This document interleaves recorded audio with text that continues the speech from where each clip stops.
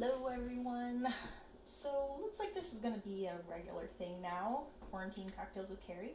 I was about to make myself a drink and thought, it'd be fun to videotape it again, show everyone what I'm up to, because I love watching my friends' videos and seeing what they're all doing right now when we're apart. So to continue on my experimentation with rum, this week I'm going to make a Hemingway Daiquiri, which is a little bit like a traditional daiquiri, but it takes it a couple steps further. So if you watched my video last week, or if you're just familiar, a regular classic daiquiri is white rum, lime juice, and simple syrup. And the Hemingway daiquiri takes it a couple steps further with the inclusion of grapefruit juice, fresh squeezed, and Luxardo cherry liqueur. So this is a pretty uncommon ingredient, and it is a little expensive, a little hard to find. So I bought a small bottle because apparently this thing will be around forever, because I don't know of any other recipe that calls for it, and this recipe only calls for a quarter ounce, so I may have this bottle for the rest of my life. So if anybody is interested in trying some, come on over for a drink once quarantine lifts, because you can try it before you invest in it. So to get things started, this week I chose to go with the plantation rum.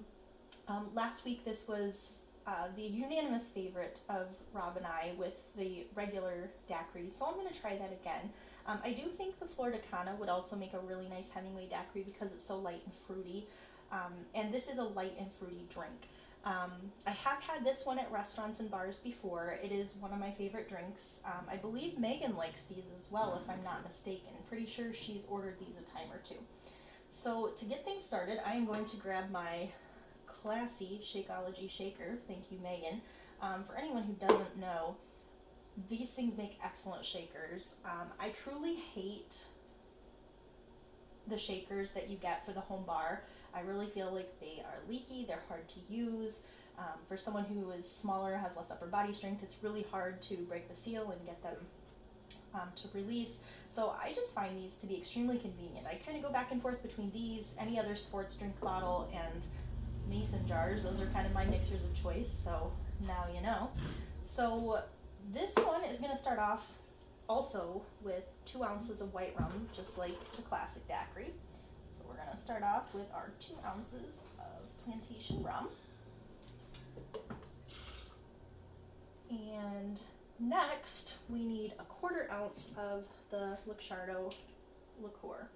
And this one is kind of like a bitter cherry almond flavor. It's kind of hard to describe, but it is kind of its own thing. There's nothing else like it, which is why if you want to make this drink, it's an investment. 3/4 ounce of grapefruit juice. Alright, 3/4 ounce of grapefruit juice. Apparently I'll be making these forever too, because one grapefruit made me an entire mason jar of juice. So we also need a 1/2 ounce of lime juice.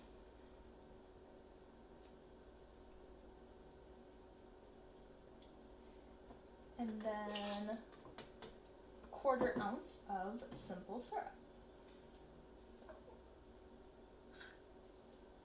And if you like a sweeter drink, this is one where you would want to add a little bit of extra simple syrup, because this is a more balanced drink that errs to the side of tart and bitter. It's not a very sweet drink. So Jen up here's looking at you, girl. You're going to want yours sweeter. Liz, you're going to love it just as it is. And then we're going to add in a lot of ice. Now, every time you make a shake and drink, you do want to use more ice than you think you need, because the idea is to chill the drink as quickly as possible without diluting it too much. You want to get that sweet spot where it dilutes it a little, but not too much. So screw on our cap good, pop the lid. I'm going to step off camera real quick to shake this up so it's not as loud. I'll be right back.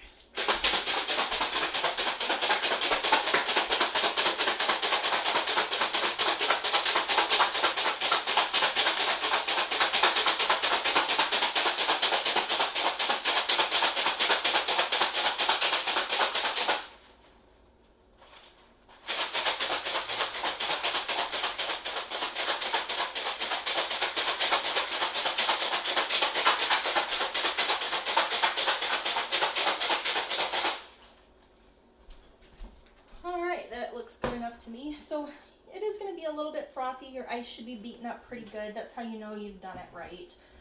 And see, I just love how you just pop this open, no big thing. You're going to want to put in a fancy glass. This is called a coupe. This is one of the glasses you often see these served in. Any kind of stemmed, wide-rimmed glass will do. So if you have a martini glass or margarita glass, those would often be used as well, but I do love these coupe glasses. Mine is Libby. I think you can get them on Amazon pretty cheaply. There's obviously fancier ones to be had, if that is your thing.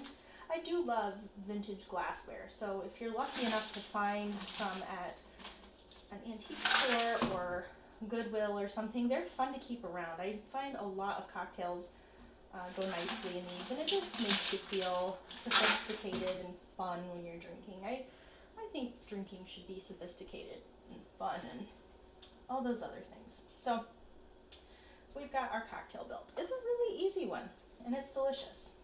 Like I said, very well balanced. It's not going to be overly anything, not overly boozy, not overly tart, not overly bitter. It's just nice and balanced.